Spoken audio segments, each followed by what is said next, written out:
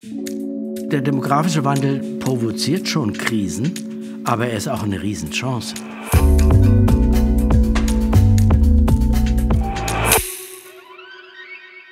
Ja, der Caspar David Friedrich liegt mir als Börsch Suppan sehr am Herzen.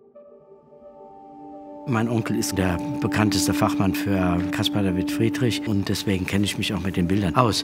Aber auch, weil sie mir was sagen. Mein Stichwort hier ist Hoffnung.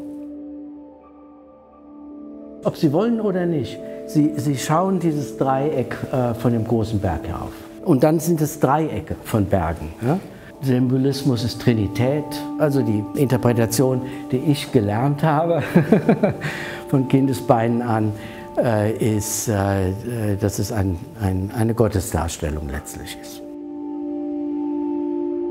Friedrich hat viele Krisen gehabt, einen schweren Selbstmordversuch, aber letztlich hat die Hoffnung übersiegt.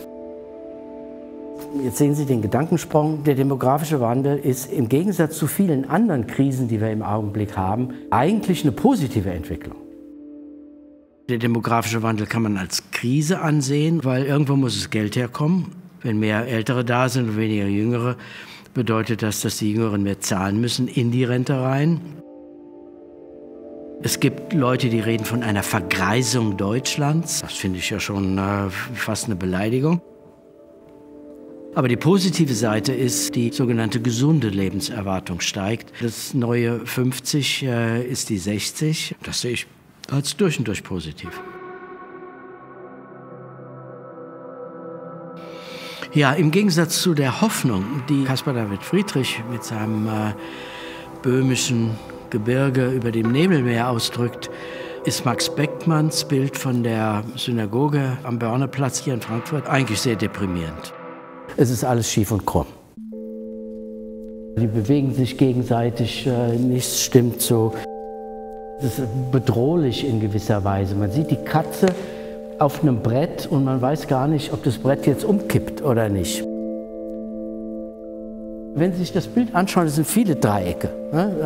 Und ich denke, das hat hier eine völlig andere Bedeutung, das Dreieck, als bei Caspar David Friedrich. Trinität war ein aufsteigendes Dreieck. Hier ist es ein absteigendes. Das Bild vermittelt Unsicherheit. Und das ist die andere Seite des demografischen Wandels. Es ist schon schmerzhaft, was da passiert. Wir haben erstmal weniger Leute, die arbeiten. Das macht insgesamt eine Volkswirtschaft natürlich ärmer, einfach weil nicht so viel produziert wird. Ich denke, es ist gesellschaftlich eine genauso große Herausforderung wie der Klimawandel, weil die doch was gemeinsam haben. Und das ist, dass sowohl der demografische Wandel als auch der Klimawandel langsam, aber stetig kommen. Und das ist eine der großen Gefahren, die diese Krisen haben. Es ist keine akute, wo man sozusagen mit der Feuerwehr direkt das Feuer löschen muss, sondern muss die Feuerwehr anders aufstellen. Wenn Sie sich eins nur merken von heute: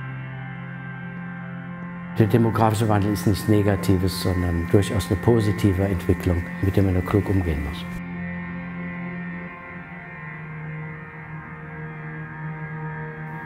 Also mir hat das eigentlich deswegen Spaß gemacht, weil es eine andere Art der Vermittlung ist. Ich lerne, wie Menschen auf die Bilder reagieren, wenn ich gleichzeitig was über demografischen Wandel sage und umgekehrt. Und das finde ich eigentlich spannend an der Geschichte.